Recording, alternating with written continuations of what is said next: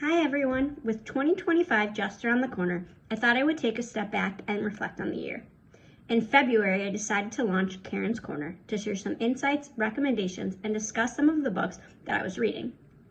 10 books, plus a children's book later, and I know I've learned a lot and thank all of you who have been along for the ride. I have read books on leadership, prosperity, health, charity, and much more. Here's a quick summary of the 2024 books. In March, I kicked off Caryn's Corner with Lumination by Heather Ettinger, which was a great start. The book provides insights and resources to help anyone on their financial wellness journey. In April, I read The Off Season by Walter Bond and Rich Campe, which talks about working on your business, not merely in it. I did find it an interesting read, especially for any CEO, entrepreneur, or anyone in charge of business growth. For Mother's Day, I read Kai Makes Money, a special tribute.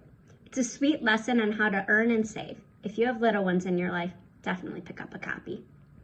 In May, I read Outliers by Malcom Gladwell. I've read the book previously, but thought it would be a good one for those overachievers or people wanting to take the next step.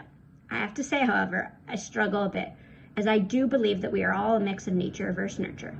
We may be given an opportunity, but we must seize it. Read it. See what you think. In June, I read Outlive, The Science of Art and Longevity, which breaks it into two components, lifespan and health span. For anyone in the sandwich generation, health conscious, really anyone today, it's a solid read. In July, I read Picture Your Prosperity. If you like vision boards, you'll love this book. It takes us through the steps of how to make our vision a reality when it comes to prosperity, starting with putting our personal financial vision onto paper.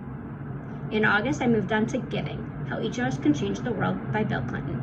And although it did seem a little bit self-promoting, it did provide some great insights into the world of giving. In September, I read The Psychology of Money, which explores the relationship between human behavior and financial decisions. As a person who's interested in behavioral finance, I found the book fascinating and would highly recommend it. In October, I read The Ride of a Lifetime by Robert Iger, a Synergy team favorite. I was very curious as to why it became so highly recommended, and it didn't disappoint. Iger is a true lead-by-example businessman. If you have Disney fans, leaders, go-getters in your life, pick up a copy. In November, I read When Women Lead, which reveals the qualities among women that make us uniquely equipped to lead and run stellar companies. It was just an interesting book on how far we've come, yet how much further we must go. Mothers, daughters, business leaders, investors, pick up one. In December, I read The Gospel of Wealth and Other Writings by Andrew Carnegie, which talks about giving away to charity while we are living. Anyone with a charitable mindset can learn something from him. And now, the 3 things that I'll take away as I move into the new year with Caryn's Corner. 1, stop talking about your net worth as if it's your self-worth. Thank you, Heather Ettinger. We're so much more than just our dollar and cents, and we need to focus on our goals, build our plan, not just the dollars in our accounts.